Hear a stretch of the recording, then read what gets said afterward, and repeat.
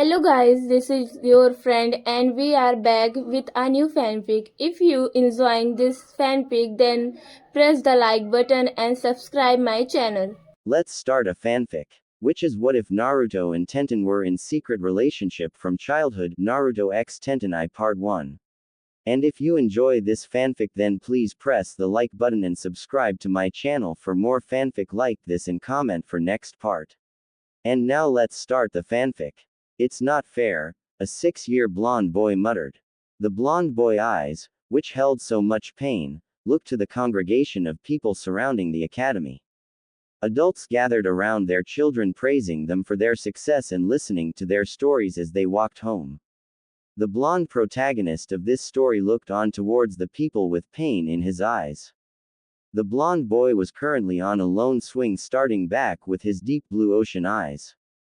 Also his unruly and spiky blonde hair untamable and with 3 straight horizontal line across each cheek and just wearing a black t-shirt with an orange spiral on the front and wearing a pair of orange pants.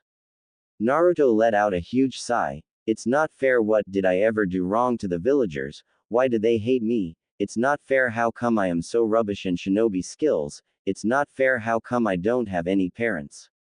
That was the biggest thought running through Naruto's head, how come he was an orphan and had no one to love him. With those thoughts Naruto got up and started walk back home to his apartment. Ever since he was 4, the orphanage had kicked out Naruto and refused to have him live there, saying that he shouldn't even be alive. These comments brought tears to Naruto's innocent face. However, not all was lost. The kindest person in the village gave Naruto a new home and would visit him quite often, nearly twice a week. That person was known as the third Hokage and was currently waiting for Naruto to come home. As Naruto reached home and opened his door, he was greeted with a great sight. "Old man Hokage, what are you doing here?" Naruto shouted enthusiastically to the aged Hokage. The gray-haired Hokage looked at Naruto with a small smile. Some people might call this disrespect. But Hokage knew that Naruto only said that to the people close to him. Also the Hokage took it as a sign that Naruto was still alive on the inside and he still was a child. "So Naruto, judging from your voice you are happy with your arrangement at the academy?" Sarutobi questioned in a kind voice. But the old Hokage looked at the young vessel and knew he said something wrong, and his suspicions were answered when Naruto spoke next. "It's great, old man, but..." Naruto spoke hesitantly, "it's just not fair, I have no one. All the kids either make fun of me or beat me up." Tears started to fall down the kind child's face as he confessed to the Hokage all the years of pain bottled up and emotions were starting to be released. There's a limit to how much a child can keep in. And the adults are worse, the parents all give me glares and the teachers just pick on me, making me look like a fool. It's not fair." Naruto was now freely crying and didn't stop. The old man felt like a real jerk for breaking the boy's spirit. So he got up and hugged him, telling to let it all out. After several minutes Naruto had calmed down and now was just sniffing. With the Hokage taking his seat again. "Old man," the most powerful man in the village brought his head up to look up. "I have been doing a lot of thinking lately and I have come to realize." Sarutobi looked up at Naruto with astonishment. He knew Naruto was not dumb, but right now he was showing great maturity. "That I need to become stronger so people can acknowledge me. You know what, old man, I have a dream." The professor had an even more curious face and he was wondering what Naruto was going to say. "I going to become Hokage. No, the best Hokage ever, surpassing the previous ones, then everyone will acknowledge me." Naruto finished off with a huge grin. Sarutobi just looked at Naruto with surprise. Even after all his treatment from the villagers, he declared he was going to become the village protector. Sarutobi couldn't help but smile at Naruto's declaration. Hey, old man, please train me, please. See, I have no one else to be trained by. All the kids have parents or personal tutors. How about it, old man? Huh? Naruto asked with a passion. The third Hokage looked down. "I am sorry, Naruto, I cannot train you, I just don't have the time to do so," Sarutobi replied dejectedly. In Sarutobi's mind, though, the real reason would be the council would just not allow him, and he was also taking into account the Yondaime wishes. Flashback. 6 years ago. Sarutobi coughed, please look out for Naruto for me. The Yondaime coughed, more blood up. Also, when he's ready, give him my scrolls to him. Sandyame looked at the young man with tears brimming his eyes and gave him a nod as to say, yes, I will. Also, don't train him personally, cough, even though I want the village to view him as a hero, cough, I know he won't be, cough, so he needs to be strong by himself, cough, cough, he needs to grow by himself, he needs to be strong from the beginning, cough, cough, cough. Goodbye, old man, make sure you protect my home. With that, the hero of Konoha died, and Konoha would never be the same. As one hero died, another one was born. Don't worry, Yondaime, I will. End of flashback. Naruto bowed his head down dejectedly. But that does not mean I cannot help you out, Sarutobi stated. Naruto's head whipped up at wicked speed that Sarutobi might have thought he might have got whiplash. So old man, how you going to help me, huh? Naruto asked eagerly. Well, because I cannot train you, does not mean I cannot help you, Sandaime said wisely. Naruto, being Naruto, shouted back, you already said that, old man, just tell me. Sarutobi chuckled at Naruto's enthusiasm. Okay, Naruto, just calm down. You see, Naruto, it might be hard for me to get a sensei for you, so what I want you to do is to take this. Sarutobi reaches inside his robe and takes out a plastic gold-colored card. Naruto looked at it curiously, wondering what it is. You see, Naruto, this card is your ticket into buying anything you want. All you have to do is show it to the clerk and charge it to my personal account. Now see here, my boy, you must use this with a level-headedness. I am trusting you, not go and ruin my account, Sarutobi explained to Naruto in a calm voice. Don't worry, old man, you can trust me, Naruto said with huge smile on his face. But how is buying anything I want going to make me stronger? Naruto queried with a confused face. Ah, well, my boy, you see here, with this card you can purchase ninja equipment and books you want, Sarutobi replied back. Naruto, I want you to go this store, it's called Kai's Corner Store. You see, Naruto, it's not really a corner store, the store is really a cover for up-and-coming ninjas to buy anything they want to do with shinobis. We cannot have enemy shinobis buying our books now, can we? Sarutobi lectured to the 6-year-old boy. Well, Naruto, I hope that can help you, Sarutobi said in a soft voice. Don't worry, old man, I will make you proud, said in a huge shout. Before the wise Hokage left, Naruto left him a parting speech. Old man, you have always been there for me no matter what, the one who's always been kind to me, you gave me home, you put me school, and now this. For that, old man, I am forever grateful. Naruto stated compassionately. Well, Naruto, you are part of Konoha and it's a Hokage's job, no obligation to look out for everyone in the village. Everyone in this village is my family, including you, so Naruto, your family as well. Sarutobi replied back with equal compassion. As Sarutobi left and closed the door of Naruto's apartment, you could see a silent Naruto crying tears of joy. Don't worry, old man, I am going to make you proud, I promise, and I never break a promise, Naruto whispered to himself confidently. As soon as the old man left, Naruto went straight towards his only clock. The time was 8:43 p.m. Damn, it's already this late. I wanted to go to that store. Oh well, I guess there's always tomorrow, Naruto said to himself while rummaging his cupboards for a cup ramen. Aw man, only a vegetable one left. Oh well, ramen is ramen, hehehehe, giggled to himself while preparing his instant food. I wonder what I should buy with this new card, Naruto thought to himself. After pouring the hot water into his cup and waiting for 3 minutes. Damn, I hate these 3 minutes the worst. Naruto mumbled to himself. While eating his ramen, Naruto thought he definitely needed to get more ramen. But what about training? Maybe I should have asked the old man something, or maybe the person at the store could help. Then I will definitely get stronger and show people who I am really, and then they will acknowledge me. These were the thoughts of the young 6-year-old boy as he ate his food and went to sleep. Just as he went to sleep, Naruto announced to himself, "Tomorrow's a new beginning for Uzumaki Naruto." Beep beep beep. A loud sound was ringing through the room of a blonde demon vessel. "Aw man, I hate that damn alarm," grudgingly said to himself. "What, it's only 6:30? Oh man, I left the alarm on, it's Saturday. Well, it won't matter anyway because I need to go to that shop and start my shinobi training. All right, here goes nothing," Naruto stated to himself. Naruto got ready and had a quick breakfast, as he was so excited he could hardly eat anything. He dressed in his usual clothes from yesterday as those were the only things he had. "Okay, today is the birth of Konoha's Naruto said to himself, trying to think of a nickname. "Oh well, I will come with something eventually." With that, a 6-year-old Naruto sped out of his apartment, not forgetting to lock the door, running towards Kai's store. Naruto was so happy and excited that he completely ignored the villagers' stare, humming an off-tune song. Naruto squealed with delight at seeing the store and started to walk confidently towards it and entered the shop. It was really weird. It was like this store was out of some horror film where an unsuspecting idiotic kid runs into a store and gets chopped up into pieces.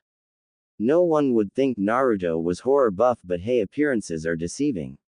"Excuse me, is anyone here?" Naruto called out while looking at the store. They had 3 dining chair but no table. What's the point having that? Naruto was thinking, man, I think I came to the wrong store. It's weird, how come I never noticed this store before? Naruto thought to himself as he looked around the creepy store. "Hey kid, what the hell are you doing here?" A gruff voice called out, of a tall white-haired dark green-eyed man wearing a dark blue robe showing of his muscular chest. Well, sir, I, was sent, Naruto's words were all jumbled up because of the man's intense stare. He felt like saying, "Well, if you stop looking at me like that, then maybe I could answer you," but thankfully he didn't. So he did the only thing he could think, which was take out the Hokage's gold card. After seeing it, the strange man looked at it and shouted out loud, "Oh, so you're the kid Sandame was talking about? Come in, you need to come to the back of the store to check out our special stuff." Hehehehe, the old man said with a sadistic giggle in the end. "Well, as you know, my name is Kai. I run this corner shop. Take look at anything you want except the scrolls, of course," he said with a very business-like voice. Naruto looked around the large store with total confusion. He had no idea what to buy and what not to buy. So he did the most logical thing, which was, ask the store owner. "Hey sir, what do you recommend for me? I am only 6 years old," Naruto asked the man in an innocent voice. Well, why don't you start by getting some of These's books? They will help you throughout your life. Now let me tell you this kid, some people think these books are useless. Now let me tell you this Aegean, they are idiots and will never amount to anything. You can take these chakra weights with the manual, of course, and some of these shuriken kunai and couple karate suits, like the stuff Ryu wears from Street Fighter. And well, I think that's what you need. About now we do stock scrolls, but unfortunately we can't give them to civilians or academy students. Once you pass each ninja grade, then we can give them to you. Well, seeing as these items are heavy, why I don't have them delivered to you free of charge? How about, kid?" Kai said this all in one breath. He also had this really sly smile and glint in his eye. Naruto guessed that he made his day by buying this stuff. "Oh well, this is all for gold to become Hokage," Naruto thought to himself. "Thanks mister, you have been a great, and when I am Hokage I can make sure you retire early and live a sweet life," Naruto outshouted in a big voice. "Ha ha ha ha ha kid, this is my retirement, ha ha ha ha ha," Kai replied back while laughing out loud. "Oh well, whatever floats your boat. Oh yeah old man, I will definitely be back for those scrolls and maybe some other stuff. Thanks a whole bunch," Naruto shouted back while running out of the store. "Wow, once I get those books I am going to start training really hard," Naruto thought. "Then I will show everyone who Uzumaki Naruto really is." Naruto thought this while running back to his house. "I guess I need a signature weapon and technique. But how do I do that? Well, I guess those books will help me. I almost forgot, I need to get some food," Naruto thought frantically while running off in another direction. As Naruto came towards his door, he noticed a couple of people coming towards it. He saw a person dropping some stuff at his front door. Hey, are you the delivery man from Kai's store? Naruto asked eagerly. Ah, so you're the kid. Well, aren't you lucky that you came now? Well, here you are. The delivery is free of charge. Happy reading, kid, replied back a normal-looking man with a cap on backwards. As Naruto set his grocery down in his kitchen, he went towards to his delivery, moving away the weapons and chakra weights, which seemed to weigh absolutely nothing and that sparked his interest. Naruto then put aside his weights and looked at his books that stood there in all their glory. Yes, this is so kick. I am going to read all these books as soon as possible, Naruto said to himself in an excited whisper. Well, let's see what these books are, Naruto murmured to himself. Chakra for Dobis. The theory of element jutsus.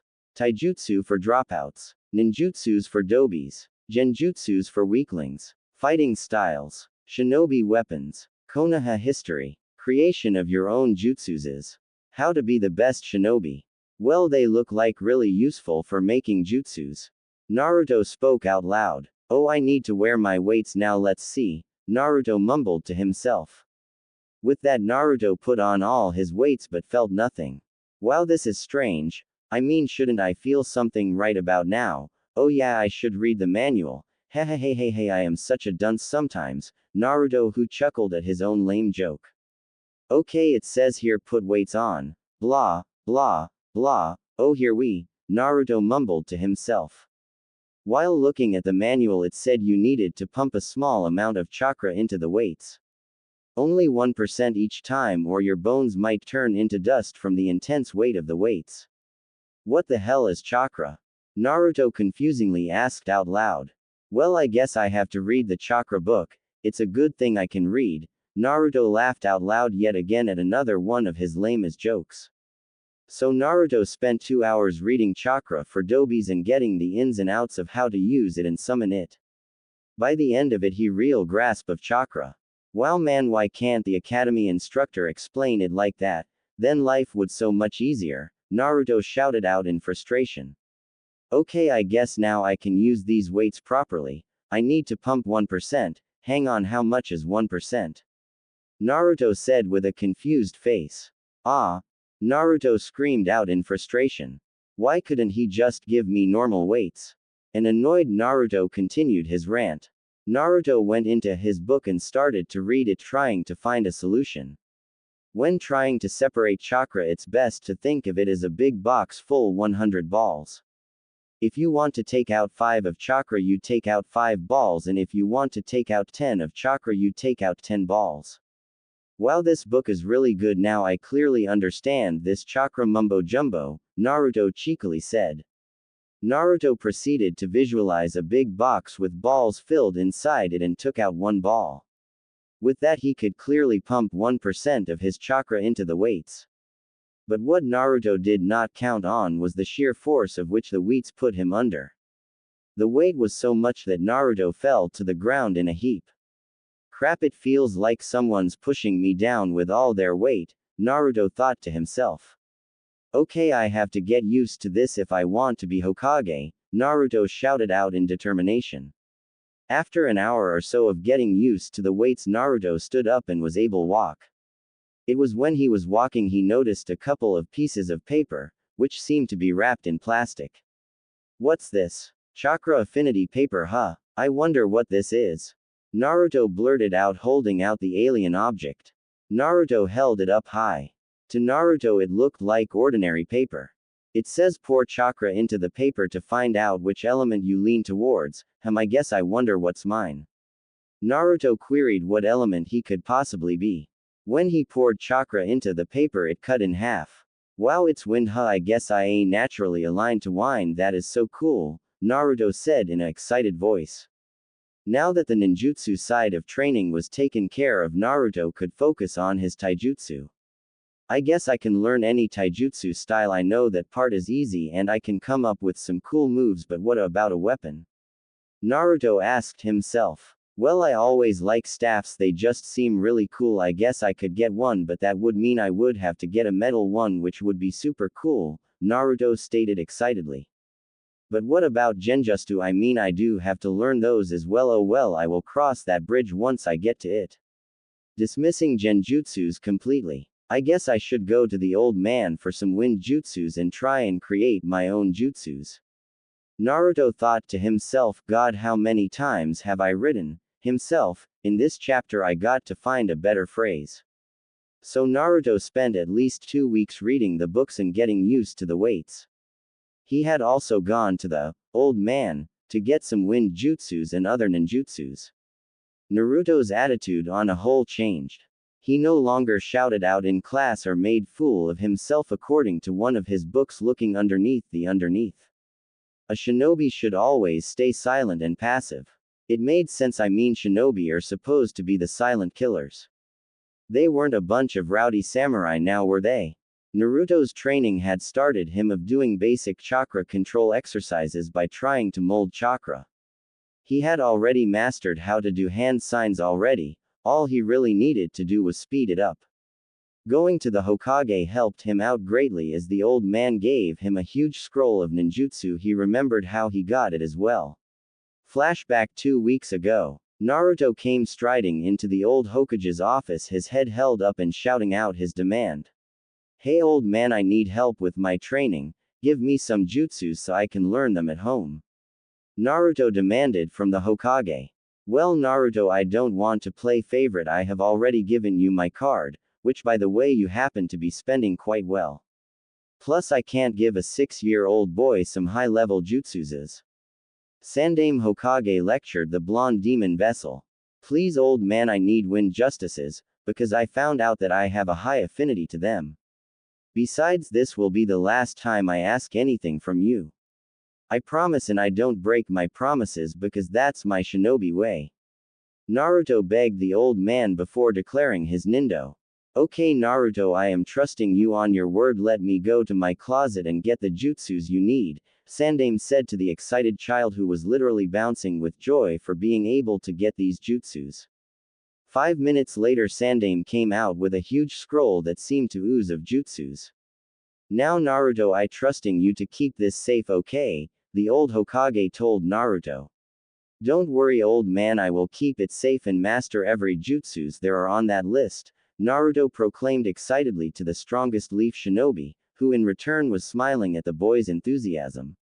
Flashback end. Man, was that hard to get the old man to agree to that.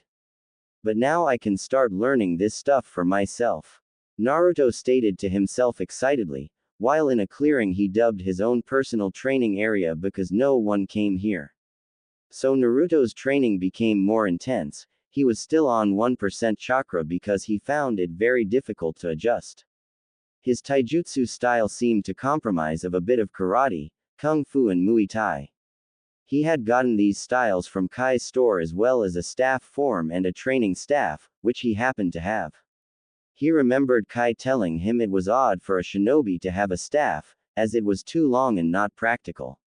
To this Naruto exclaimed, I'm not a normal shinobi. But like many good shinobis, Naruto started create his own jutsus and taijutsu moves.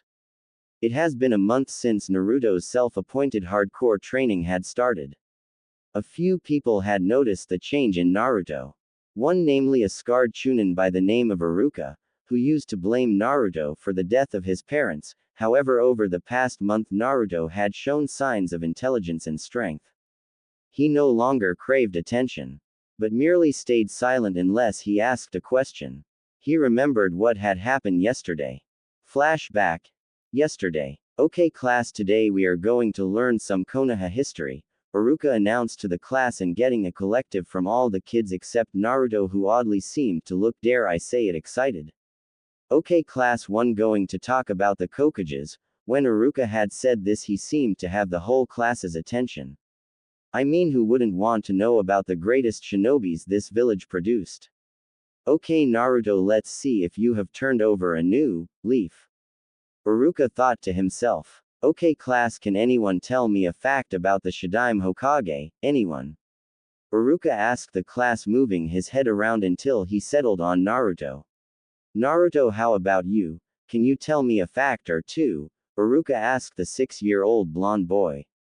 Naruto was literally sweating bullets at the stares his classmates were giving, almost cheering him on to fail. No, Naruto thought to himself, I am no longer going to be a dropout, I am going to show my true potential.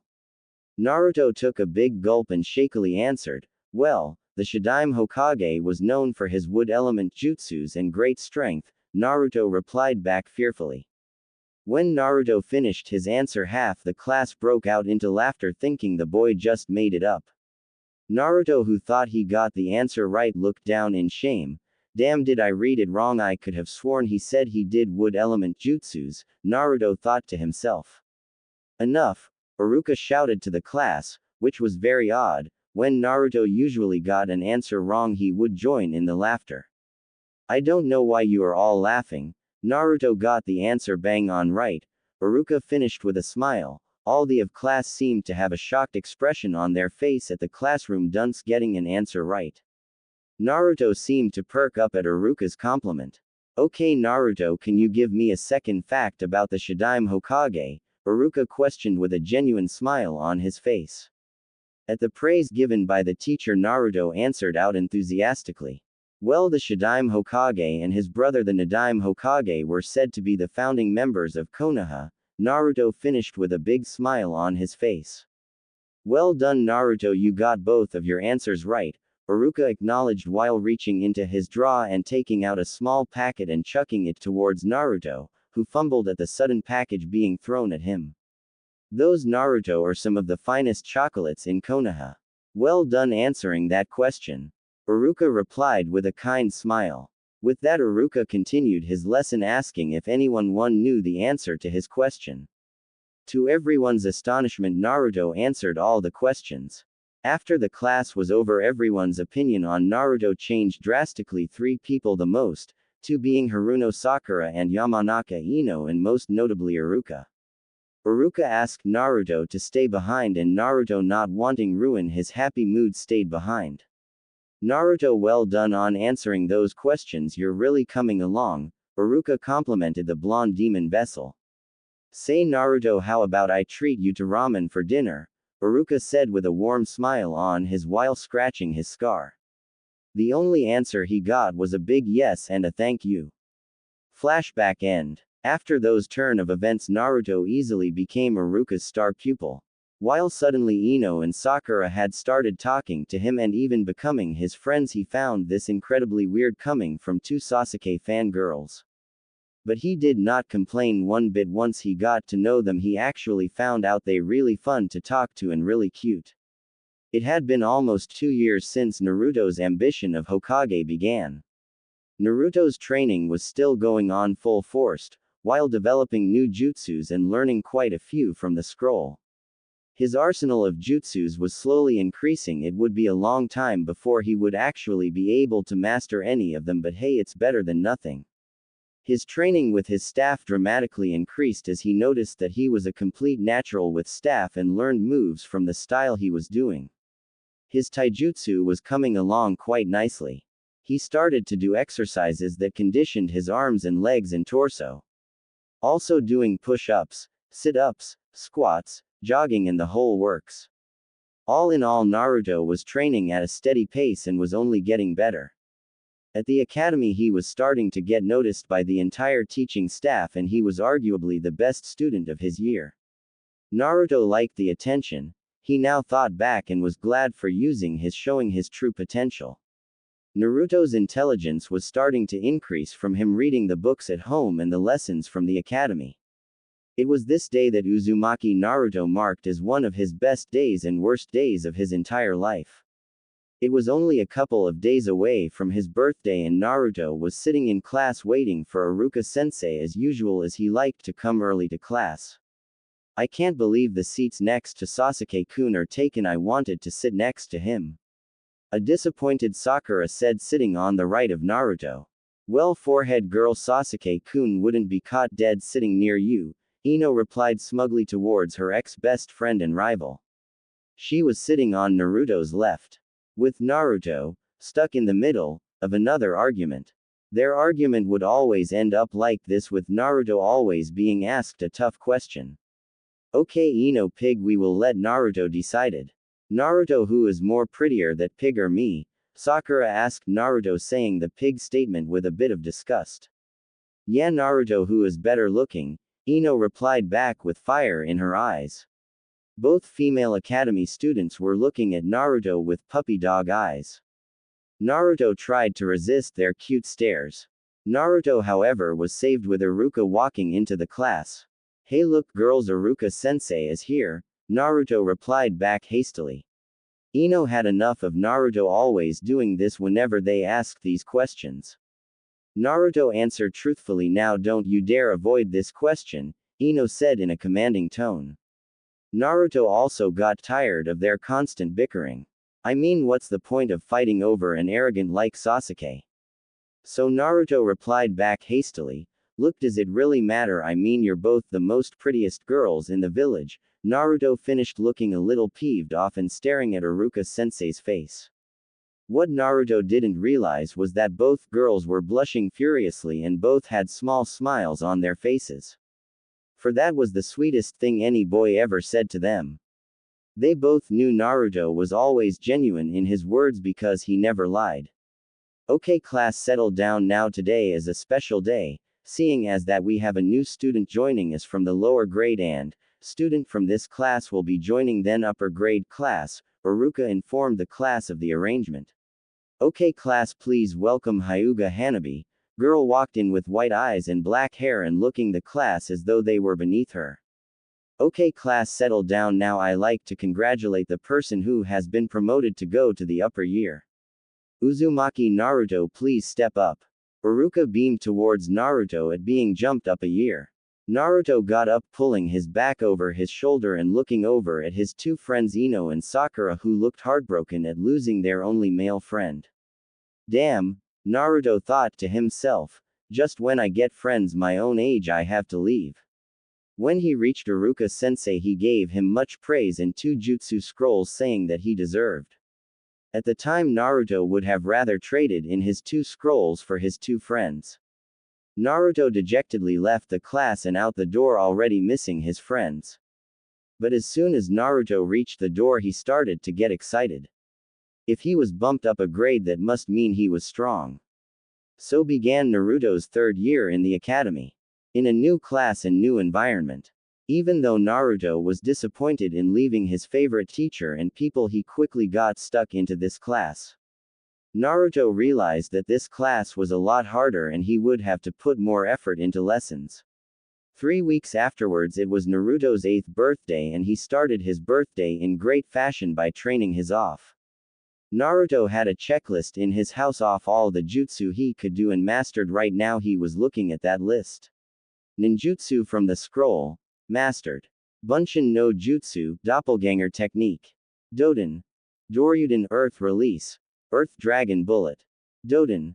Doryuheiki, Earth Release. Earth Style Wall. Doden. Doryu Taiga, Earth Release. Earth Flow River. Futon. Daitapa, Wind Release. Great Breakthrough. Henge no Jutsu, Transformation Technique. Kaden. Karyuden, Fire Release. Fire Dragon Missile. Kaden. Karyu Enden, Fire Release.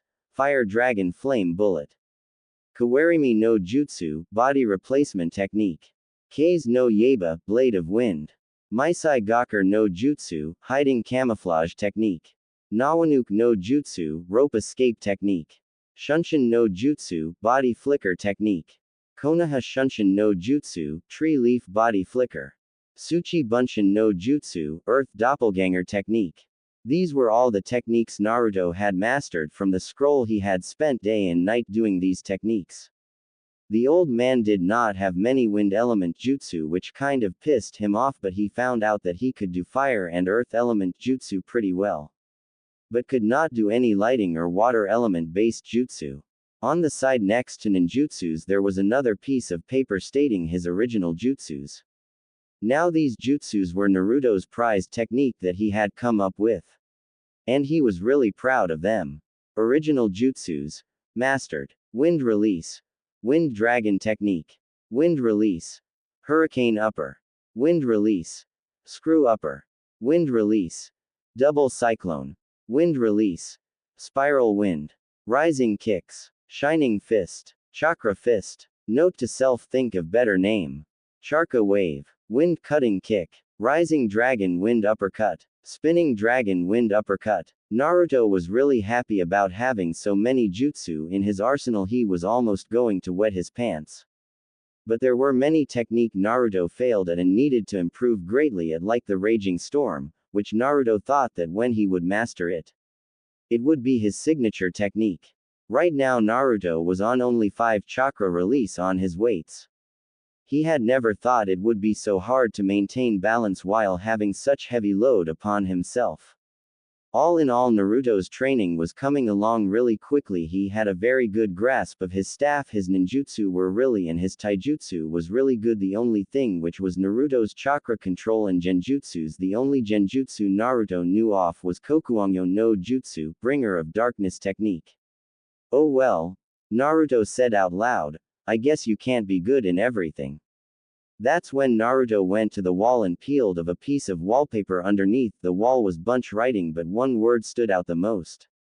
Wood element. Naruto stood looking at the wall for a long time.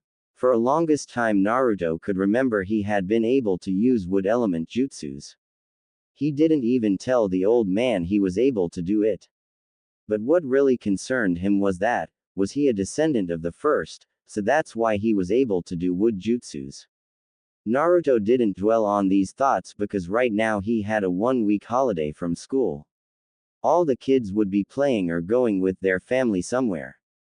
Except one kid who didn't seem to be like the others, his name was Rock Lee. The boy couldn't use ninjutsu or genjutsu. So he said he was going to become a taijutsu master.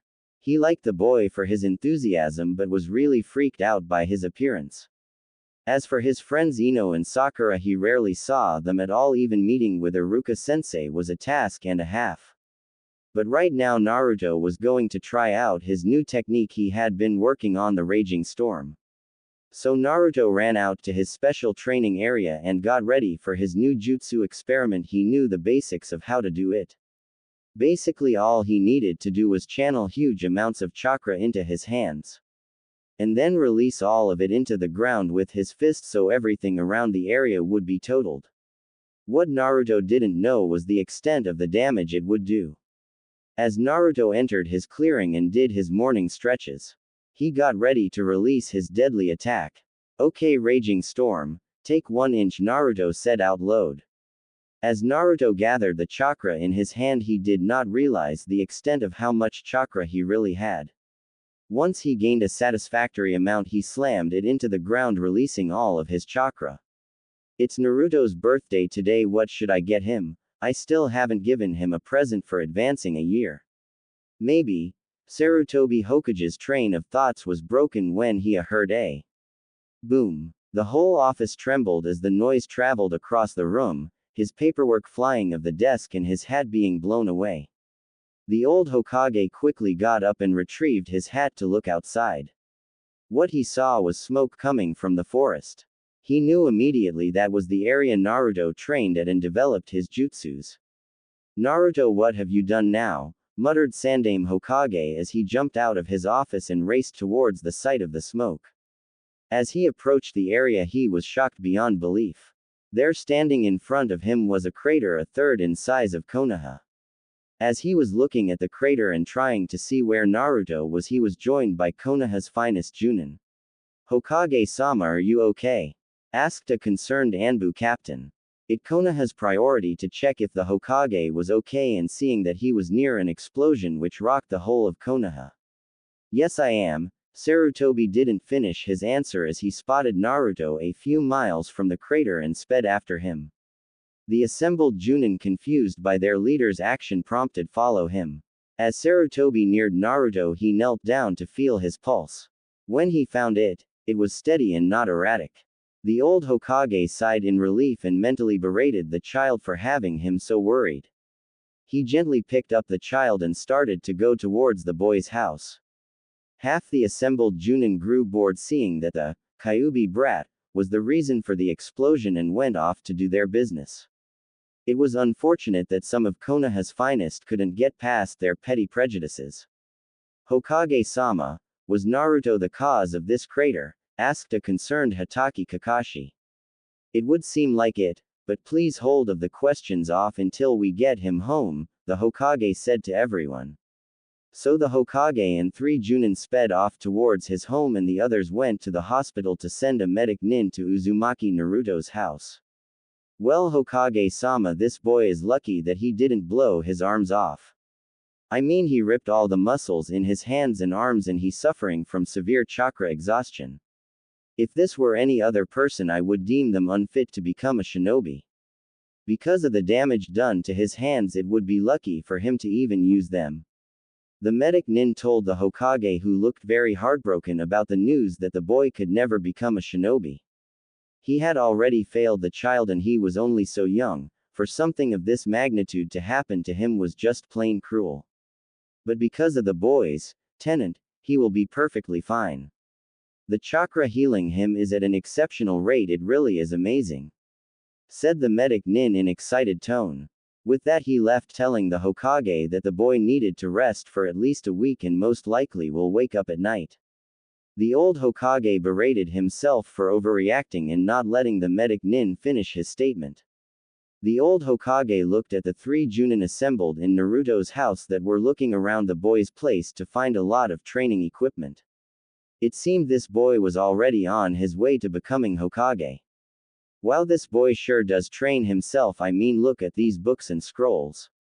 Hell, the boy's even got chakra weights, no wonder he was bumped up a grade, a bored-looking Genma said in astonishment with a Senbon needle sticking out of his mouth.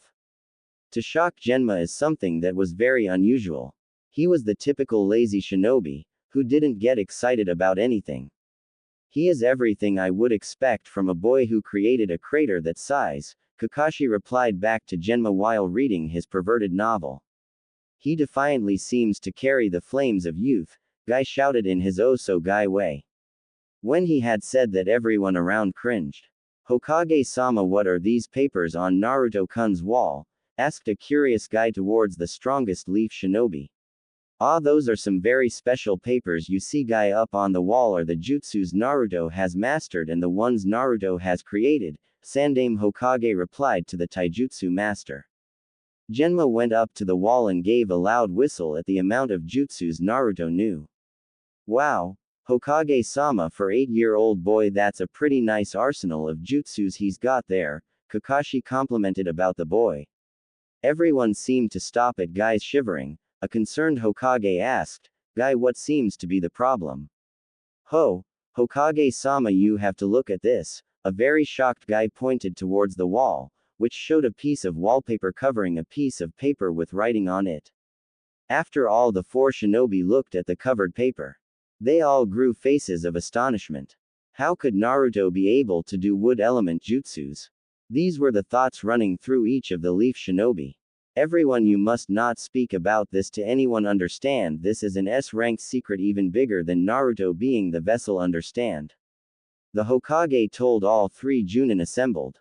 The Hokage was lucky in that he had the most trustworthy ninja assembled before him. After everyone gave a nod of understanding, Guy shouting out something about the flames of youth. After all the assembled shinobi left, Sarutobi got a great idea for present and quickly ran home to retrieve it. Ah, my head feels like I went through a stampede of angry bulls, a groaningly Naruto said as woke up and began to slowly sit. His arms feeling heavy and felt like rubber. Well, you're awake, that's good, Naruto. How do you feel? Asked a concerned Hokage. Well, old man, I have had better days. Damn, that means my technique was a complete failure, Naruto blurted out. Sarutobi, looking at Naruto's disappointed face, decided to fill him in on the information on what happened and why he was in the bed. So that's what I guess I have a long way to go before I can use that jutsu again, Naruto embarrassingly answered to the old Hokage. Yes, Naruto, you do have a long way to go before you can fully utilize that jutsu.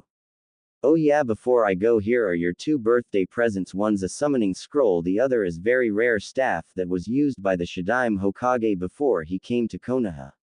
It's made out of the strongest wood in the world and is harder than any metal in the world. So I give you these 2 presents. The old Hokage said in a kind voice. Just before the Hokage left, he gave a piece of advice to Naruto. Oh yes, by the way Naruto, in regards to your new jutsu, it's always good to start in small steps. Happy birthday Naruto. Naruto looked around the room and saw in the corner a week's worth of free ramen given by Iruka for his birthday and 2 sets of vases with flowers in them from Sakura and Ino. This brought a smile up Naruto's face, knowing that his friends thought of him. Well, so much for training for week. I guess I go Anna bedridden for a week. Naruto sighed to himself at the unfairness of it all. It had been 2 years since the incident of Naruto's raging storm. The Hokage confessed to knowing Naruto's ability at being able to perform wood element jutsus. But Naruto said it was okay and knew that Sandaime Hokage is the one of the trustworthiest people in Konoha. Naruto's academic grade was at least above average, but found out that this class was much tougher than his lower year. To top it all, of the teachers were not very fond of Naruto as Iruka was. So they give the hardest assignments and made sure he was never paired up. However, Naruto did not care in the least about this blatant misconduct. He saw their unfairness as a challenge to become Hokage. Naruto's attire had changed for the better, no longer wearing his orange jumpsuit. He found a new love in the color of red-black, whereby there is a hint of red in his black clothes. He wore a reddish-black gi with a fishnet shirt underneath, foregoing any other stuff. He still wore the sandals that most Konoha shinobi wore and black fingerless gloves to protect his knuckles instead of looking for style. Naruto's training was also coming really well. When he found out that the summoning scroll was for the Monkey King Enma, who could turn into a staff, Naruto literally hugged the old man to death for getting 2 awesome presents. Naruto's jutsu list was ever increasing. His original list of jutsu was increasing very quickly. He took the old man's advice to break down the raging storm by making smaller moves. This could not have been better for Naruto, because taking smaller steps he came up with 2 more awesome jutsus. All in all, Naruto's training was taking a turn for the better. Naruto's 2 best friends still met up with him, but they still were Sasuke obsessed. He didn't mind that at all, because they were still his most precious people and he would protect even if he had to give up his dreams. But it was a day before graduation that really changed Naruto's life. Naruto was training as usual in his secret spot, trying to come up with a technique, but was finding it difficult. I need to somehow use the Bringer of Darkness technique without any hand seal. That's the only thing that seemed. Naruto was unable to finish his chain of speech. Mizuki, some male adult shouted out. At this, Naruto perked up. He had heard that name before, but from where? Then it clicked, he was that bastard teacher who acted kind to in front of others but sneered to him when he was alone. Naruto knew from the tone of the shout that Mizuki did something wrong, so he chased after origin of the voice, seeing if he could help. Naruto found Mizuki being chased by Iruka at quite a speed. Iruka said something about him stealing some forbidden scroll, which in Naruto's book was unacceptable. Naruto charged Mizuki, kicking him off the branch he was running towards. Mizuki landed in a heap against the forest floor. He quickly got up to see who attacked him, to see the demon brat of Konoha with a huge scroll. Mizuki looked behind himself to realize that Naruto had taken the scroll. Iruka landed next to Naruto, who was surprised at seeing the young academy student so far, but was glad his star student had the scroll with him. Naruto, that scroll is the forbidden scroll of jutsus that the Hokage deemed unfit to be taught to anyone. Do not give it to him no matter what. Iruka pleaded to Naruto. It was that moment that Mizuki told the forbidden secret to Naruto, that he harbored the 9-tailed beast Kyuubi. At being told such a thing, Naruto stood frozen, not able to react to anything. His whole 11 years he had been ridiculed and hated against, and now it made sense why people hated. He was just some stupid demon. Naruto couldn't take it and ran out towards the forest with the scroll in his hand and Iruka pleading for him to come back. He kept running towards the forest, hot tears streaming down his face. He landed against a tree, his body and mind not able to keep up with what he had learned. About 3 to 4 minutes later, Iruka and Mizuki landed a couple paces behind and started talking about him. Uruka Naruto is nothing but a stupid demon brat who should have been killed when he was baby, Mizuki mockingly told Uruka. Naruto was waiting for Uruka to agree with Mizuki but was pleasantly shocked at what he heard from his first friend. You're wrong, Mizuki. Naruto is not a demon, he is a proud Konoha shinobi like me. He will grow up to become a great shinobi. Naruto is no demon, he is the future Hokage of Konoha. Uruka finished with so much admiration in his voice, that Naruto was crying fresh tears of joy. Huh. Too bad you won't be able to see his growth because you see this as your end, Mizuki shouted while charging Uruka. Uruka, seeing that his death was near, had only one thought: Naruto become a great ninja and make me proud. But he was saved by figure dressed in very dark red. Don't you dare touch Uruka-sensei or I will send you to hell, Naruto said in a cold voice. Huh, I like to see you try, demon brat, Mizuki shouted back. Naruto did not say anything, instead knew this was the time to try his newest attack. Kanashibari no Jutsu, temporary paralysis technique, Naruto spoke and Mizuki stopped in his tracks.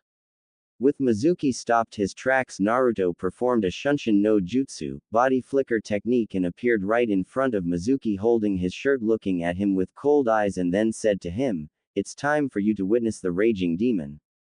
With that, Naruto performed Kokuangyo no Jutsu, bringer of darkness technique. Everything went black in the area. Uruka then he noticed 30 flashes of light coming from one direction, and then the darkness subsided and Mizuki still stood frozen with Naruto's back turned towards him. But what happened next shocked Uruka. Mizuki had blood spurted out from every direction of his body and fell to the ground in heap of his own blood. Naruto whispered out the name out his jutsu to be Uzumaki Clan Jutsu, Raging Demon. After the events of the day, Naruto found out that he was just a vessel and not a demon, which made happier. Plus he found out that Uruka-sensei and the old man accepted him no matter what. Naruto found himself waiting for his new team to be announced, already passing the test to become a genin. But to his disappointment he did not become Rookie of the Year, instead he had settled for being above average, which made him happy nonetheless. However, he did not like the Rookie of the Year. It was given to that arrogant Hyuga Neji who just preached about destiny and told everyone he was better than everyone else. It kind pissed him off. But he hoped he got paired with the flirty Tenten who liked to tease him to no end, either pinching him or groping him. Naruto wasn't a pervert, but he could appreciate the opposite and how good looking they were. Tenten was no exception. When Naruto came to the class he was an outsider because he was a year younger than everyone else. But Tenten made him feel welcome. At first she would just shortly chat to him, but her actions got braver and braver each day, and by the end of the month she was a world-class flirt in Naruto's book. It wasn't just because she was so good looking that Naruto liked her. It was also because she was a very strong female shinobi and her dream was very admirable. Plus she never laughed at his dreams but merely smiled her oh so sweet smile. Currently right now Tenten was sitting next to very closely. One of her hands was spinning a kunai while the other was lying on Naruto's leg. Her hands were so soft and they were rubbing Naruto's hand ever so creeping to his crotch. TT Tenten-chan WW, what are why you doing? Naruto asked in a flustered tone, looking at the weapon, mistress. What's wrong, Naru-chan? Tenten asked with fake concern, knowing exactly what she was doing. She slowly brought her hand up to his crotch and gave it a light squeeze. Ah! Naruto ed out when Tenten squeezed his crotch. Everyone looked at Naruto why he let out such a weird. At this Tenten giggled at Naruto's behavior, loving to tease the cute blonde. Okay class, settle down now, it's time to announce the teams. At this all the newly formed genin stopped what they were doing so the teacher could announce the teams. Naruto tuned out most of the teams until the teacher moved to Team 5. Okay, Team 5 consists of Rock Lee, Tenten and Hyuga Neji. Your Junin instructor is Maida Guy, announced their teacher. Tenten had a disappointed look on her face, but it quickly turned into a mischievous grin, and as she was getting up to leave she mustered the most seductive voice she could possibly use and whispered into Naruto's ear, Naru-chan, I hope you will think about me when you touch yourself tonight. With that, she gave a little to Naruto's ear and ran down to her teammates and new sensei with a big grin on his face. The only thing Naruto was thinking was, I will now. His face beat red from Tenten teasing. Okay class, now I will announce the people of Team 6, which consist of Yuhi Mai, Kagura Raiden and Uzumaki Naruto. Your Junin instructor is Shiranui Genma, the teacher announced, interrupting Naruto's thoughts. He could see a Junin with a Senbon needle ticking out of his mouth and his forehead protector wrapped around his head like a bandana. Seeing as the Junin instructor was looking at waving for them to come with them, Naruto joined his two new teammates and sensei and followed them outside to what seemed like the roof of the academy. When they reached their destination, they all sat down and waited for their sensei. Well, I am Junin sensei if you don't already know, Genma told them in a bored tone. Okay, why don't you tell me your likes, dislikes, dreams for the future, all that crap?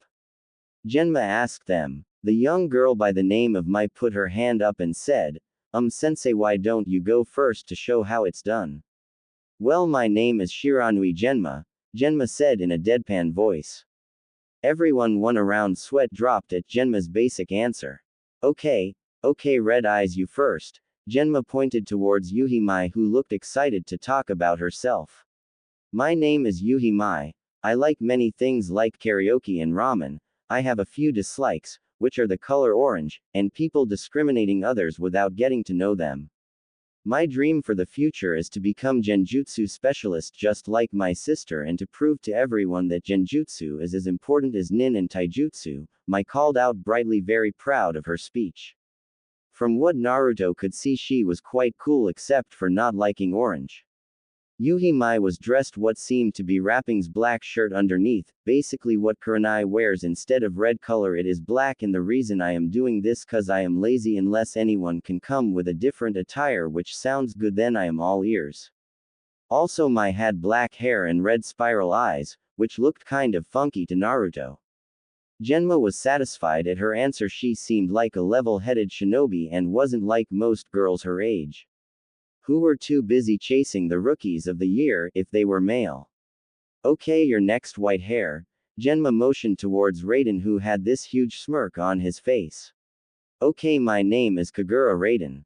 My likes consist of telling jokes and listening to jokes. My favorite jokes are knock-knock jokes. My dislikes are people who can't appreciate a good knock-knock joke, and my dreams for the future is write the ultimate joke book. Raiden finished with huge giggle and looking quite insane. He had white spiky hair and sky blue eyes. His facial features were normal. It was his attire that was weird. He had a hakama that was dark blue in color. Genma was thinking, man, does this guy want to become a shinobi or a comedian? He then pointed towards Naruto, indicating him to do the same. Naruto's intro is same as in the manga and anime. After satisfied at their answer, he told them to meet up tomorrow 9 p.m. sharp, as they were going to do a survival exercise to see if they were worthy as shinobi, to which he left in a cloud of smoke. This left the three genin by themselves. Mai stopped Naruto, who was going to go home, go over some tactics for tomorrow. Hey guys, why don't we go and have some ramen together so we can get to know each other better? Mai asked them. Naruto, who would never turn down ramen and a chance to make friends, promptly accepted with big yes. Raiden didn't mind whatsoever, but did say he would go only if Naruto accepted on one condition, which would be to hear a knock-knock joke. Naruto accepted, trying to see if he was any good at telling jokes. Okay Naruto, here I go, Raiden said excitedly, not missing an opportunity of telling his favorite jokes. Knock knock. Who's there? Doris. Doris who? Doris locked. That's why I had to knock. With that, Raiden promptly fell to the ground laughing like a hyena, thinking that this was the best joke in the world. However, Naruto and Mai thought that was the worst joke in the world. So on their little ramen excursion, they got to know each other a little better and quickly becoming fast friends. Genma, who was looking at the three shinobi, was smiling, thinking that their teamwork would be excellent, knowing that they were already becoming good friends. With that, Genma ran towards the Hokage tower, already giving his verdict if he would pass the team. A grin crossed his face, knowing that he got quite an easy team. None of them were dropouts and none of them were antisocial, which boded well to Senbon Shinobi. When Naruto went home, he couldn't fight the grin that formed on his face. Even though he was separated from 3 of his other friends, he had gained 2 really great friends who would become his comrades. Naruto, who was walking back home, looked towards the Hokage monument, brought his hand up to make a fist, and declared to the night sky, "I am going to protect my teammates no matter what. No one's going to hurt my precious people." With his new promise and lifestyle, Naruto ran home to have some dinner. "You're home. How did you find your new teammates and sensei?" Kurenai asked her younger sister. Mai proceeded to tell her sister about her new teammates and how great they were. "Get this, big sister, Naruto-san likes ramen as well. Lucky, isn't it?" a happy Mai exclaimed to her sister. "Plus, big sister, they are both really strong. I can tell it's going to be fun to spar against them," Mai complimented her new friends.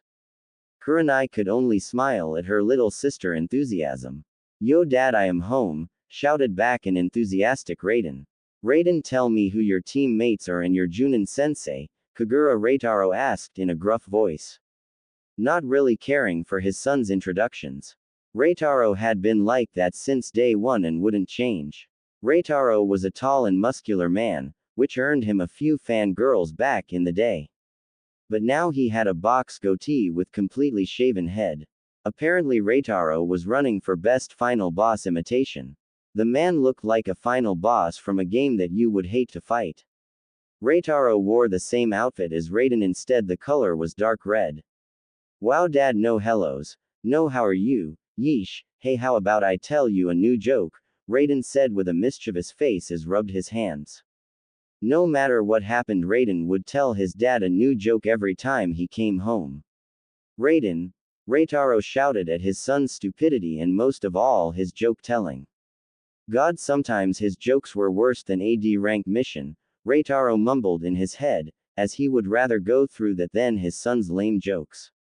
Whoa, chill dad, do you have kunai stuck up your butt?" Raiden asked, a bit annoyed.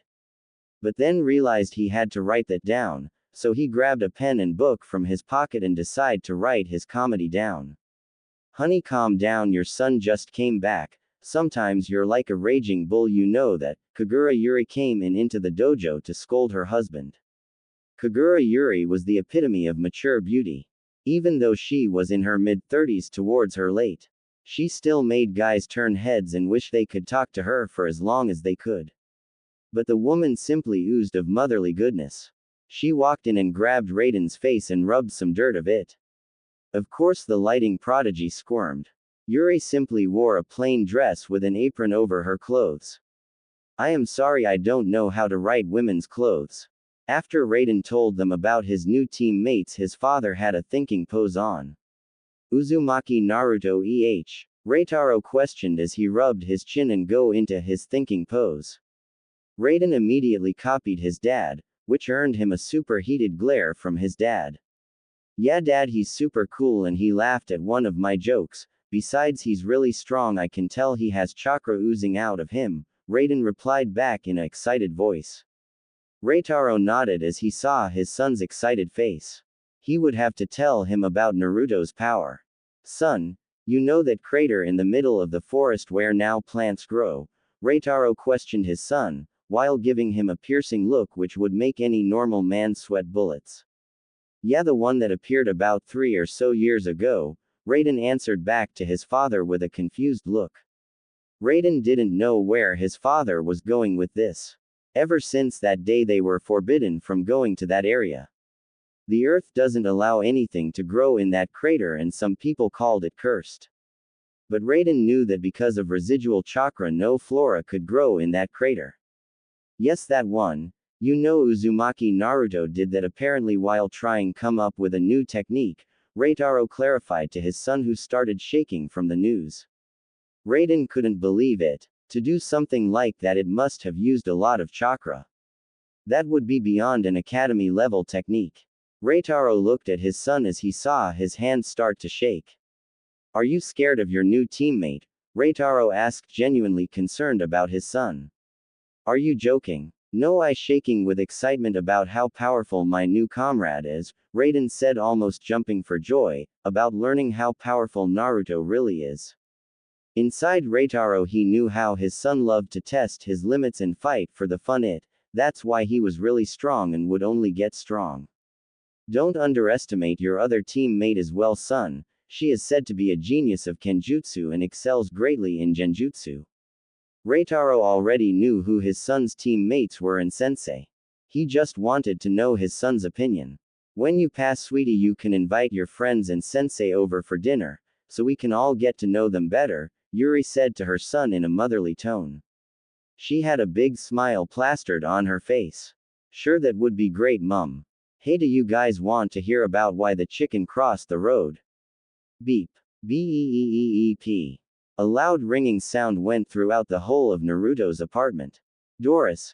What, ah man, that damn alarm again, it's only 6 a.m. It had taken 2 years to realize that his clock alarm only went off at 6. Like many things in his house, it was defective. Even though he still had the Hokage's card, he didn't want to spend it on stupid things. So he was waiting to become a shinobi to start spoiling himself into buying stupid things. Oh well, I guess I can go early and try and talk to my new friends if they're there.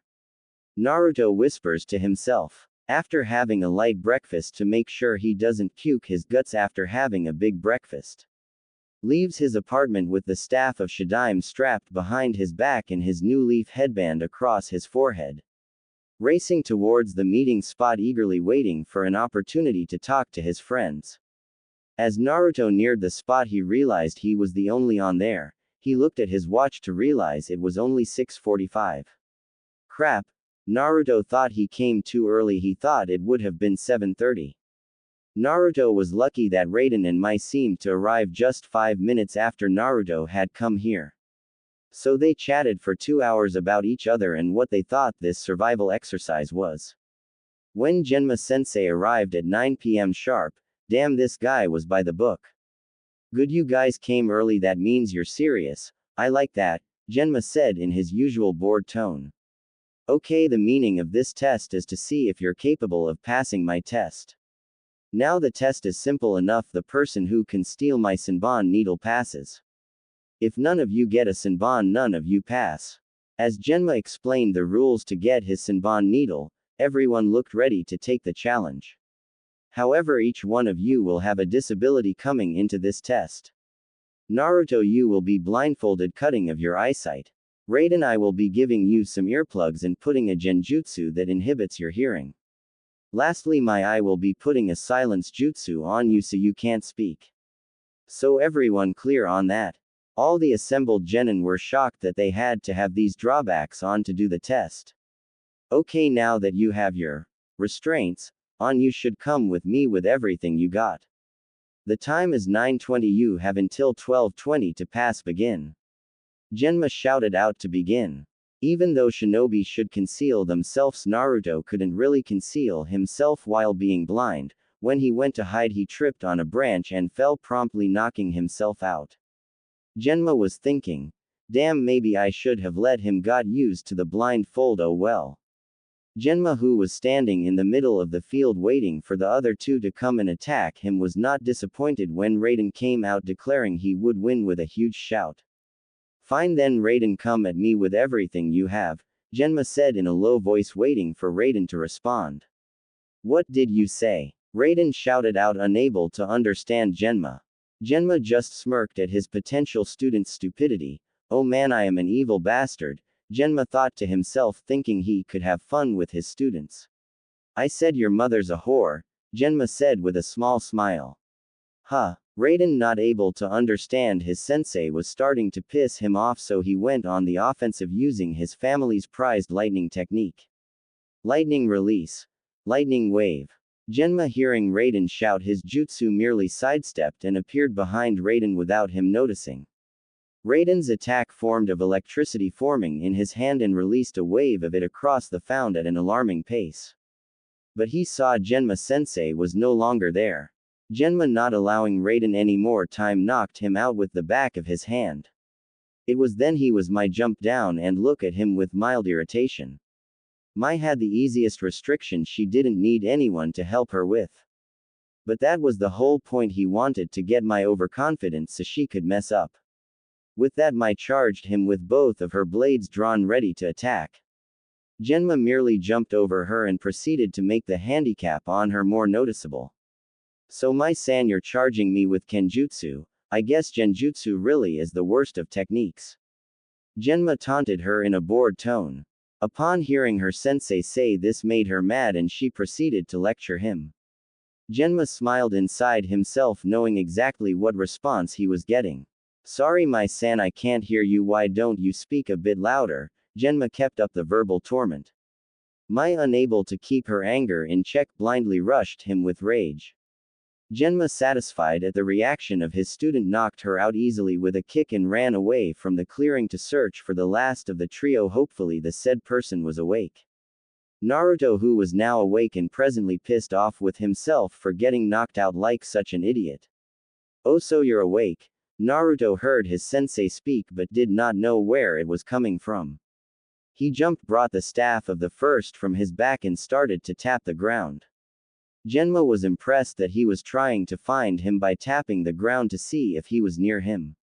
After a while Naruto stopped and said, Yutsusemi no Jutsu, projection technique, so you're projecting your voice to confuse me. Nice try sensei, but I wasn't bumped up a grade for nothing.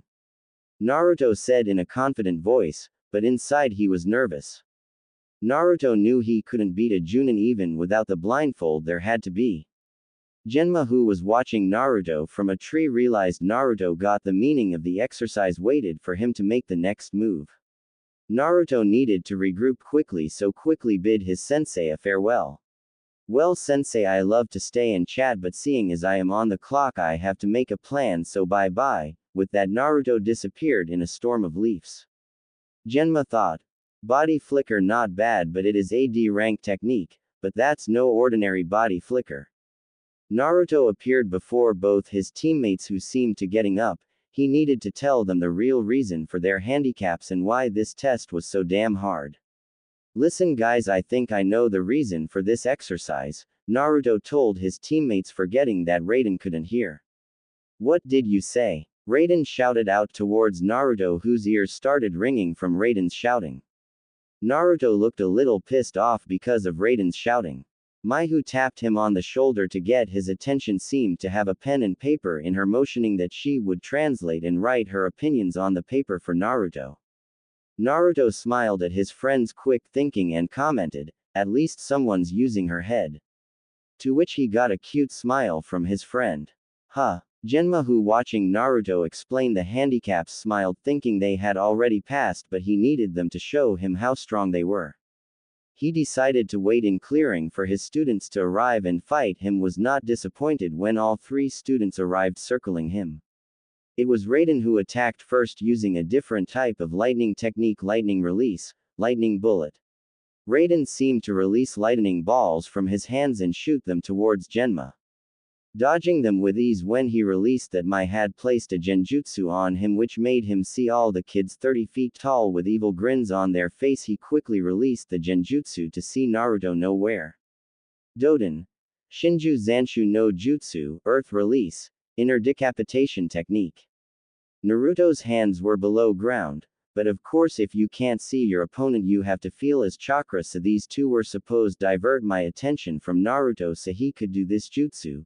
This was what Genma was thinking when he was pulled down into the ground. So sensei, do we pass? Naruto said with a wide grin towards his sensei as Mai reached down to retrieve the Senbon needle from his mouth. However, as she went to get it, her sensei exploded into smoke. Naruto, noticing the sound of the exploding, gritted his teeth and said, Kage Bunshin no Jutsu, Shadow Clone Jutsu, that bastard used my favorite. Naruto was unable to finish his sentence when he heard a loud ringing sound go off, indicating that the time was up. Both Mai and Naruto put their heads down while Raiden looked confused. Genma appeared before all three of them with a neutral expression on his face. He proceeded to take both jutsus of Raiden and Mai and took out the earplugs and blindfold of Naruto. Raiden had finally got why his two other teammates looked down when Genma said the alarm went off.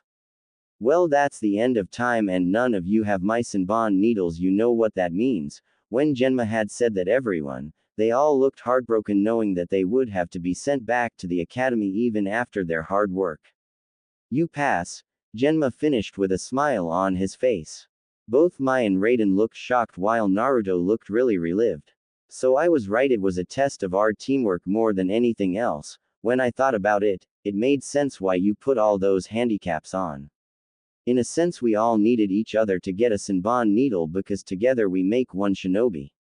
But you knew we would never pass with our handicaps, isn't that right, Genma sensei? Naruto asked his sensei with a smile. Genma's smile got broader at Naruto's speech. You're right, Naruto, you got everything right. I am sure that's how you convinced your teammates.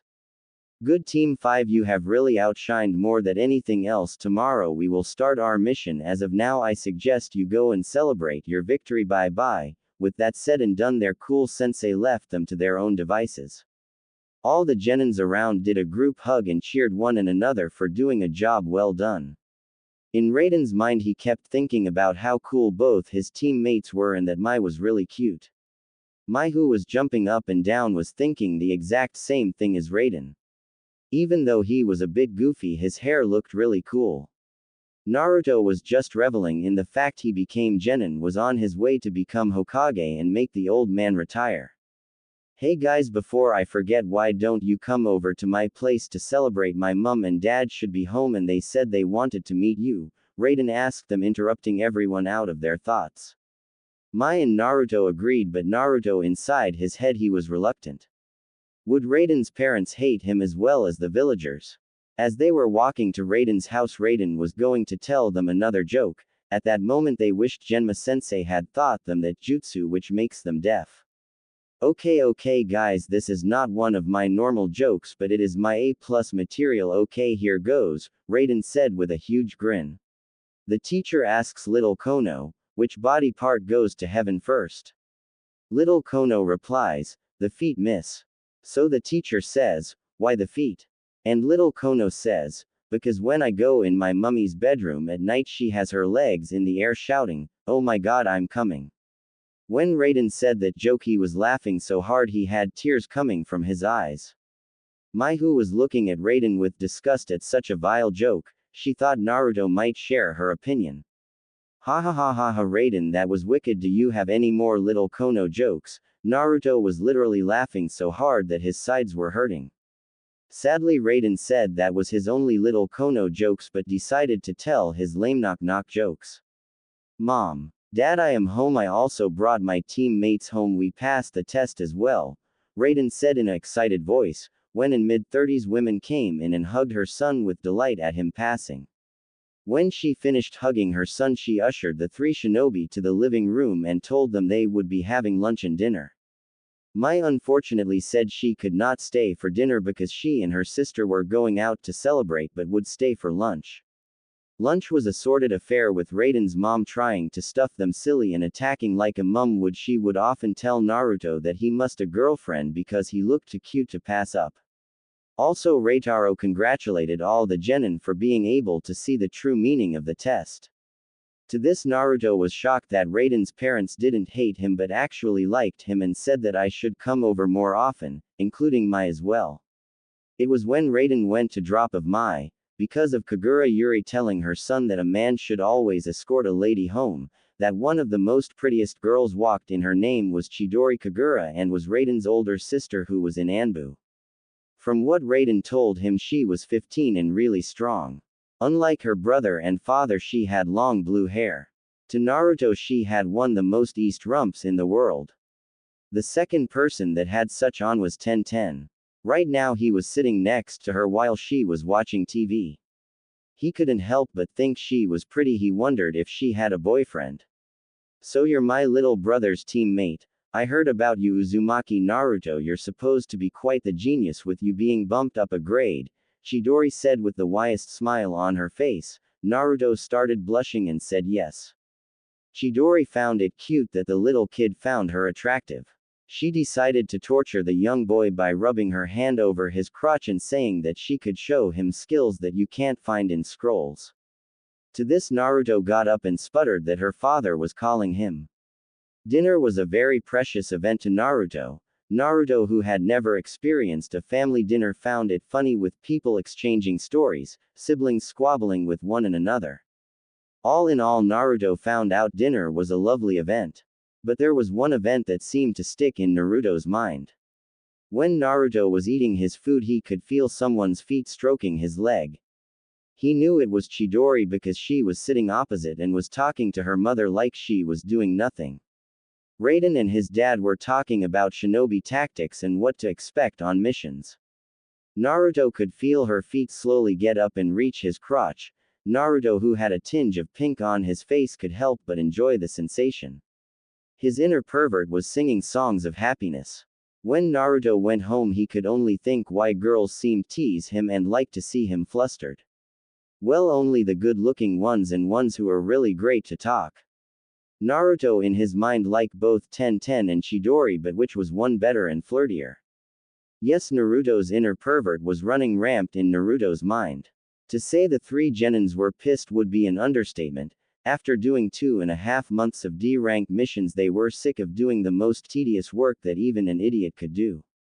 The only highlight of the month for Naruto was his solo training and training with his team. Also, his encounter with the ever-flirty Tenten, who seemed to love makes Naruto's life a personal hell from her little actions. It was when he was having ramen when she came full-forced and flirty as hell. She literally plumped her round bottom on Naruto's lap and saying how she missed him and all that fake junk. What she was really doing was grinding her bottom on Naruto's crotch, trying to get him excited, and of course Naruto, who was a closet pervert, couldn't resist the female's teasing. Naruto had also developed a couple of new jutsu and moves. He was also proud that he had finally mastered his staff perfectly and was a force to be reckoned with. However, he was only releasing 11 chakra because he still found the weights too much to handle. He also found out that both his teammates were strong when spared against them. But when he went to the office of the Hokage, all three of his teammates protested that they needed more kick missions. It was there that they got their first C-rank mission, which was to investigate who was stealing crops from a local village. It was here that would define all three genins and make them real shinobi.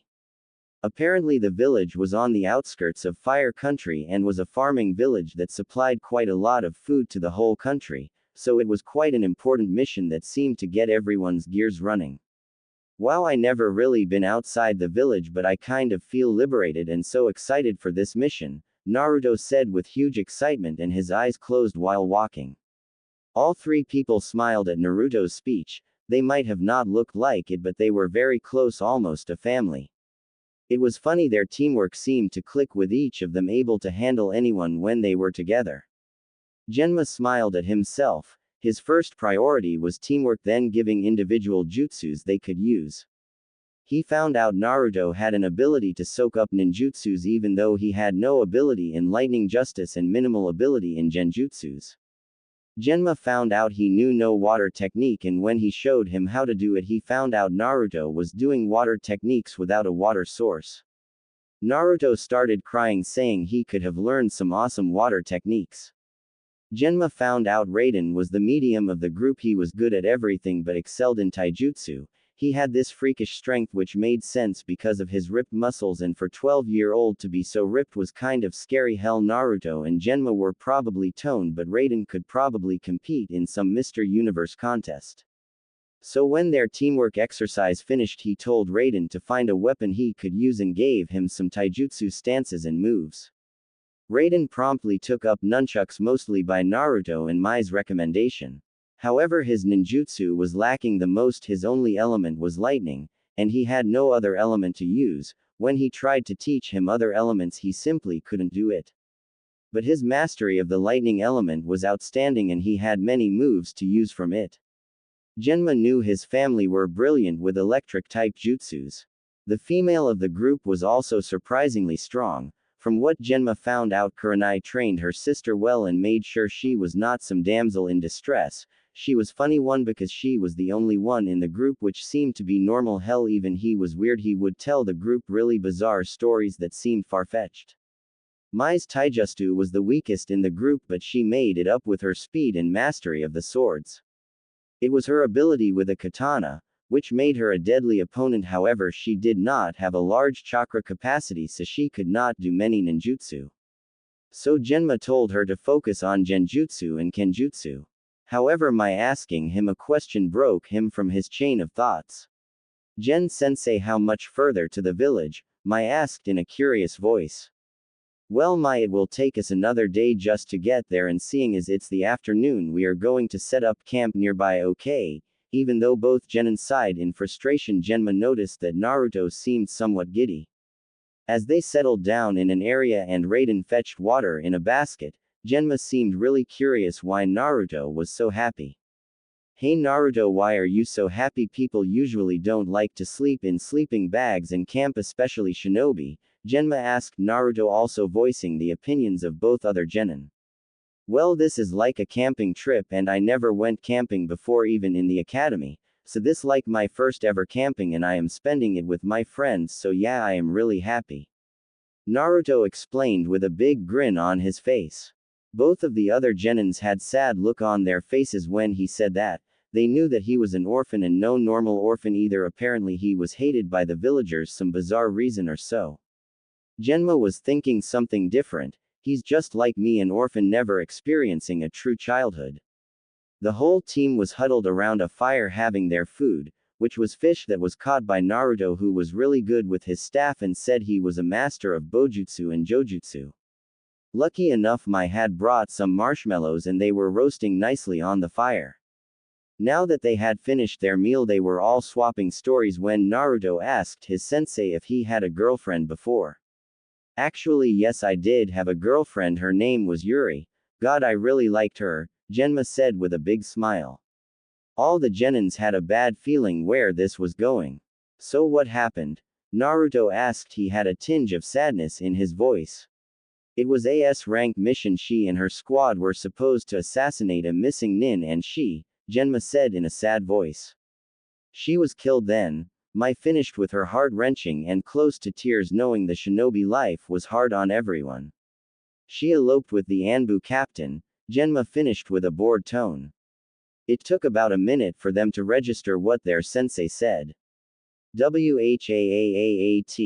A huge shout from the genins echoed through area. What do you think? All stories end with the girl dying? Genma said in strange voice. To that response they all asked why did he have to tell such weird stories. The next day the team had arrived at the village to see quite normal and humble people there, who welcomed the Konoha shinobi with open arms. The team went to investigate what happened in the area to see normal bandits stealing crops, so they had to wait it out. But something wasn't right. Even though the villagers seemed to be very humble, they looked like they would be attacked any moment. Man, this village is weird. I mean, Naruto did not finish his sentence, as he seemed to bump into a person who fell over. The said person was a beautiful woman that had striking red hair and sea blue eyes. Right now she was wearing a robe that had a hood on. Sorry, I wasn't watching where I was going. I should. Naruto started to apologize to the women but was cut off by her.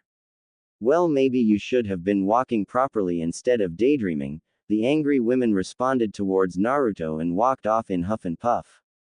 Wow, what crawled up heron died, Raiden said while taking out his pen and little book to write down what he said while giggling maniacally. Don't know, but something tells me she isn't normal, because she tried to pickpocket me, but I replaced it with blank scrolls and I even took her wallet, Naruto said while holding the hidden thief's wallet with a big grin. I guess no one ever told her to never pickpocket a shinobi, Genma said in with striking grin with his Senbon needle in between his teeth. Heh, sorry kid, but I need to get of this backwater village, and the women reached inside her pocket to find scrolls. She had then realized that the kid she tried to pickpocketed her. With a groan she quickly ran back to see all four people looking back at her with a big grin. Okay, I guess I did a bad thing, just give me back my stuff and we can forget about this ever happening. Okay, the women said to the rest of the group. Naruto and friends just looked at each other until they heard a huge scream. Naruto didn't even think twice, he threw the women's purse back at her and ran towards the scream. The rest of the team went to investigate, leaving the thief behind, whom strangely enough run to the scream as well. When Team 6 reached the field where the scream originated, they saw what seemed to be a bunch of 25 thugs holding a girl hostage. Okay, we asked nicely to give us everything you have, now we have to this girl, pretty little head, thug number 1 said in a menacing voice. What girl? A voice said, and when the thug looked down in his hands he found that he was holding onto a log instead of a girl. Huh, damn shinobi, you shouldn't mess with us, we are the feared group, the Red Fire, thug number 2 shouted out loud.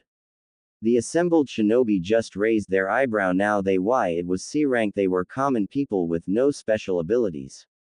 Team 6 declared they were to leave this village alone and never come back. Of course this did not bode well for the apparently infamous group, so they all charged them, one throwing a knife that was deflected by a Genma's senbon, which he spitted from his mouth. The Genins each took on 5 thugs while Genma took on remaining 10. Naruto charged the 5 thugs he chose with his staff out. Unfortunately for the thugs, because he was good with his staff, they had no chance and were promptly knocked out effortlessly. Naruto looked around at the beaten 5 thugs and was disappointed that he knocked them out too quickly. Aw man, and here I was thinking I could use one of my awesome new jutsus, Naruto thought dejectedly. The same situation was with the rest of Team 6 as Raiden used his freakish strength to knock his 5 thugs out. Mai used a genjutsu on her 5 thugs to puke their guts out, at seeing their personal hell, and collapsed due to the mental strain, and Genma, well, he just threw senbon needles in their neck to knock them out, thus ending their reign of terror. Well, that was an anticlimax and a half, Raiden said in a disappointed tone. Well, this is a C rank mission, what do you expect, some high-class shinobis? Mai replied back with teasing smile. At this, Raiden pouted like a little kid. He's kind of cute, he does that, Mai thought to herself with a tinge of pink on her face. She quickly reprimanded herself for thinking such thoughts about the clown known as Raiden. The hooded woman looked awed by the shinobi's display and thought, yes, these guys can help, they are strong enough to do it, and then I will be free, plus they are Konoha shinobis, the village I wanted to go. The villagers seemed to erupt in cheers and thanked their new heroes and heroine. Genma tied the thugs up and sent a messenger bird to Konoha to send Anbu, so they could send the thugs to maximum security prison mine, where they would spend their whole natural life mining ore. Seeing as they did a job well done, they headed home to get some R&R for a job well done. They started to leave the village gates when Naruto asked a question. Hey Genma-sensei, why were the villagers so happy that we defeated such weak bastards? Naruto asked in his idiot voice.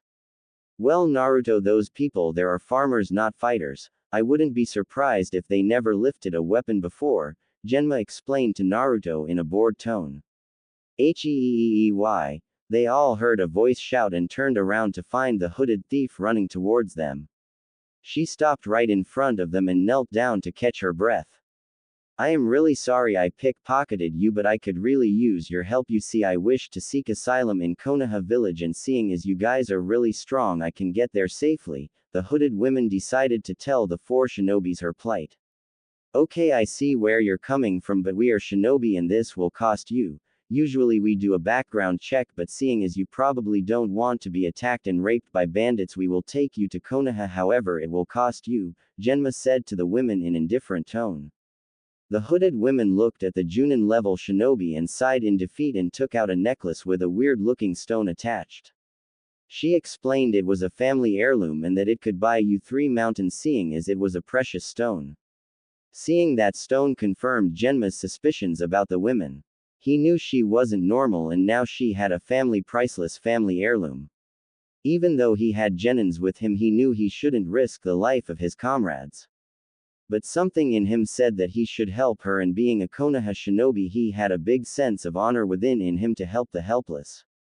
Besides, his Genins would never forgive him. Not just that, Genma also noticed that even with a hooded robe on, she was really hot.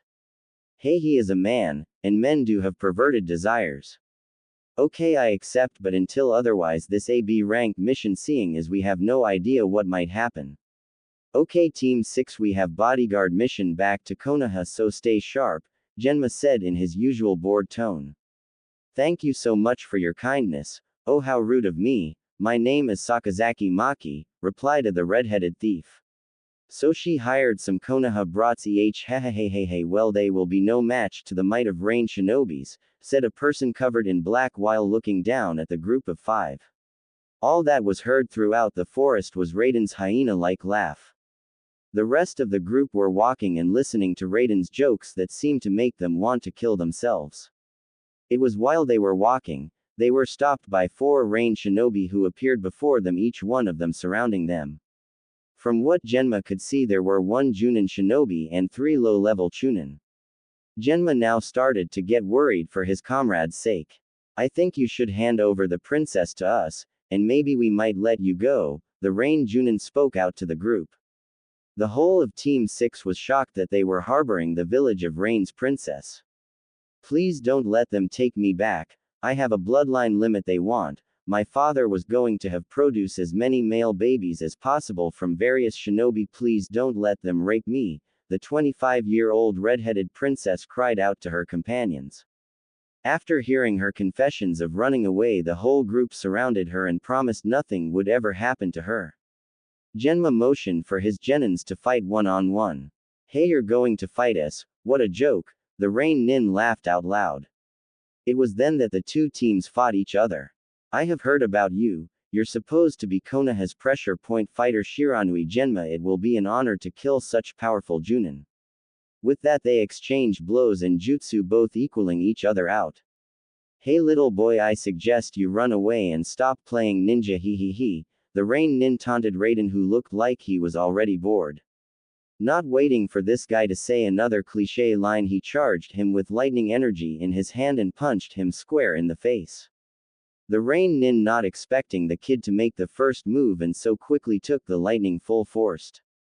The Rain Shinobi was not happy man and charged Raiden. Raiden, who was not used to such speed, barely dodged the man's punch but threw him over a long distance. You clearly tell this guy was no chunin but some genin who probably failed the exam over and over again. The Rain genin was not pleased one bit to fight such a powerful shinobi. Mai was panting so hard and barely was keeping up, she could tell her chakra was on low and she needed to finish this. She looked towards the Rain shinobi to see he was also tired out. Good, Mai thought, but I guess I have to use that just to. Mai finished thinking and did a series of intricate hand seals and whispered. Megan. Jubaku Satsu, demonic illusion. Tree bind death. The Rain shinobi never had a chance. He was surrounded by what seemed to be tree trunks that came out of nowhere and grabbed him. Mai appeared out of the tree and quickly killed him with a kunai. Mai's hands were shaking after she killed the man. Even though she knew she had to kill him, it still hurt her that she had to take the life of a shinobi. Naruto was easily overpowering the guy and he seemed to have underestimated him. The Rain Nin got up battered, bruised and bleeding. He looked at Naruto with so much rage it looked like his eyes would pop. You stupid kid, I going to rip your throat out. The Rain shinobi ran at Naruto blindly. This was a perfect for who gathered chakra in his fist. Uzumaki clan jutsu. Chakra geyser.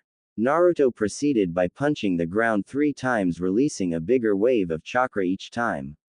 The effect was that the nin blown away and his body was left burning. Naruto did not even spare a glance at the dead Rain Nin. He knew he had to do this. This was the life of a shinobi. Genma looked back at his opponent who seemed shocked and couldn't move. What did you do to me? The Rain Nin asked in a fearful voice. I pressed several pressure points in your body. You only have 10 seconds to live. I suggest you use this time wisely to repent on your sins. As Genma said this, the Rain Nin seemed to stop and collapse on the floor and die. Maki was shocked. She knew these shinobis were strong, but she defeated them with little effort. She was so glad that she was safe in their presence. Everyone seemed to dispose of their opponent without much injury. Only Mai and Raiden seemed to be a bit tired. Everyone was going to celebrate their victory when they saw 25 Rain Chunin appear before them, all wearing big grins. This is bad, Genma thought, looking at these Chunin. Genma knew he and his team couldn't take on all these Chunins. Genma-sensei, Naruto said while looking towards Genma. Genma, who was looking towards Naruto, knew what the boy was thinking and quickly told Mai and Raiden to lead all the shinobi around Naruto. Confused at both Genma and Naruto's behavior, did as they were told and had Naruto surrounded by the various rain shinobi and quickly withdrew. Naruto, who saw all the rain shinobi around him, still saw quite a few fighting Genma and Raiden, but in the end they all surrounded him. "Hey shinobi of Leaf, we have one of your comrades surrounded," a rain nin shouted at Genma with an arrogant smirk. Genma was worried that Naruto might hurt himself doing this and prayed to God that he would be okay. "Genma-sensei, why did we have the rain nin surround Naruto? What is he going to do?" Mai asked in a fearful whisper. "Just watch," was Genma's only response. "You guys should not have messed with my friends. I am going to show you just who I really am," Naruto said in a whisper, and before anyone could respond, Naruto whispered something else. "Uzumaki Clan Forbidden Jutsu, Raging Storm." Naruto shouted out the last sentence and then slammed the ground, letting all his chakra pour into the ground. The effect was that the rain nin were completely burned and destroyed by the immense chakra. The rest of Team 6 and Maki were looking at the blue fire chakra that seemed to erupt from the ground. When the dust and chakra cleared, there only seemed to be two shinobi left, one who was standing, the other was on the ground. Who the hell are you?" the rain nin asked. "I am Konoha's Raging Storm," Naruto said to the man and wobbled over to the group, who looked awed by Naruto's technique. Naruto proceeded to throw up all his guts and collapse. Naruto, Raiden and Mai screamed, but Genma got there first and told him he collapsed due to chakra exhaustion and threw up because he killed 20 shinobi. The remaining 5 would live on to spread word of a new shinobi who came from Leaf, a shinobi of frightful power. With that, the rest of the Leaf shinobi took Naruto home and the princess. Naruto woke up to find himself in a white room that flooded his vision. His whole body felt so weak, like he had no energy left. "So you're awake? You had your me and your whole team worried," a feminine voice said to his right. Naruto opened his eyes again and his blurry vision cleared to see. "Maki Heim, what are you doing here? Where is here, by the way?" Naruto asked in a confused voice while looking at Maki. Maki started laughing at Naruto's confused sentence. Maki went on to explain that they were in Konoha Hospital and that he had been out for a week due to chakra exhaustion. When Naruto asked why she was still here, she said she was now a citizen of Konoha. Naruto noticed that Maki still had her necklace and asked, "Hey Maki Heim, why do you still have your necklace? Did you not exchange it?" Naruto asked with genuine curiosity. He noticed that Maki's smile grew even bigger. "Well, because it is my precious family heirloom. I was allowed to keep it, but I have to repay Konoha for the A-rank mission I requested. So I am going to open up a restaurant. I can sell some of my precious jewelry to start up." Naruto had big smile on his face when he heard Maki say those words. He found out that Maki never left his side and was worried that he might not make it. Naruto looked to his left to see that there were many cards and flowers from his friends. He smiled to himself, knowing that there were people out there that cared for him. It had been a week since Naruto was let out of the hospital. He was now training as much as he could. Genma had them started of chakra control exercise, namely the tree climbing exercise. Naruto, whose chakra control was rubbish, felt a huge difference when trying jutsu. Apparently, when he was developing jutsus, he found out that they were very difficult to use. Now when he did them, they were so easy to perform because he was pouring the right amount of chakra. But he still had difficulty doing some jutsus, which meant that he still needed to do more chakra control exercises. Currently he was training with his team and by himself. His teamwork had improved greatly, as his teammates knew exactly what his styles were and vice versa. Naruto's chakra weight capacity seemed to shoot up from low percentage to 15. His young body was now starting to grow as well, meaning he could take the weight. Even though he was nowhere as built as Raiden, he was very muscular for an 11-year-old. The date was now 10th of October and Naruto currently forgot how important today was, but it would soon be a date he would look forward to for years to come. Our hero of the story was currently training deep in the forest trying to perfect his newest technique. Genma, who was currently watching Naruto, saw him disappear. He looked around but he didn't see him, but at the last second he seemed to come landing from the sky with blinding light forming in his hand. When he landed onto the ground it seemed to create a huge crater.